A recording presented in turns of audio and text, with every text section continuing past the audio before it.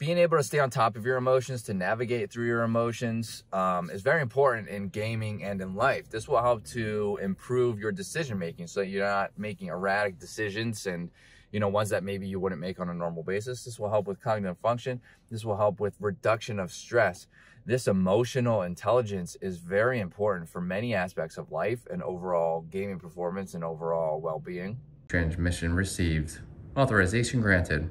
Welcome to the video. What's up, dreamers? Hope you're having a fantastic day, or had a fantastic day, depending on where you are in the world. And I have to let you know that you are awesome. Welcome to Driving and Vibing. What's the vibe today? Today I want to talk about emotional intelligence. We're going to talk about what that is, where it comes from, who has it, who doesn't have it. Everybody has it. Anyways, we're going to talk about emotional intelligence. This is like basically being able to control your emotions. Not control, because sometimes emotions can't be controlled, but being able to control them the best that you can and then navigate them in times that you cannot. I think that's the best way we could put that. Now, some emotions we're talking about are anxiety, depression, stress, the feeling of being rushed through things, or having to do things and having too many things to do at once, your plate being too full. Being able to navigate these is very important. One of the things I want to talk about, and I need to utilize this myself, so I think this is important, because I'm in a stage right now where I have too much on my plate, I feel like, and I'm rushing through everything, and it's kind of building stress, and some of my decisions are erratic because of this, and it's because I'm not navigating properly. So maybe saying this out loud not only will help somebody, hopefully watching the video, but also myself. I find this very important to be able to help you, help me, help us, right? But what I'm doing is I'm going through the motions. I'm trying to get things done as quickly as possible. I'm not necessarily thinking about things. I'm not slowing down. I'm not really taking a breath. And this isn't happening 24/7. This is for really like the big projects that I feel I have to do right now. One of those is moving. We're moving, and it's putting a lot of stress on me, this situation, and you know, because I'm in a very tight time crunch here, and I haven't really taken a step back to kind of think about, you know, actions I could take forward to kind of help prevent me from getting overly stressed. Now, there are times where I have trouble falling asleep because I think about all this, but I have techniques, and I'm going to share them with you. One thing that I do to help reduce the stress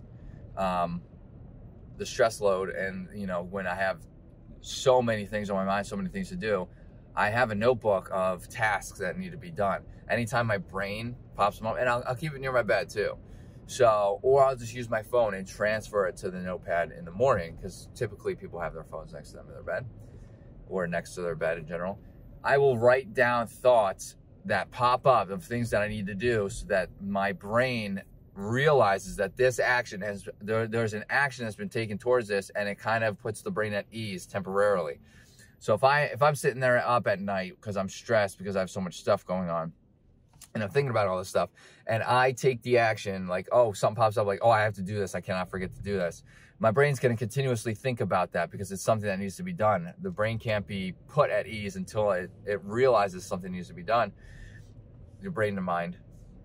So if I write this down, the brain sees that and subconsciously knows that there's an action taken towards this. We can put that on the back burner for now, because now we've acknowledged the fact that this needs to be done physically.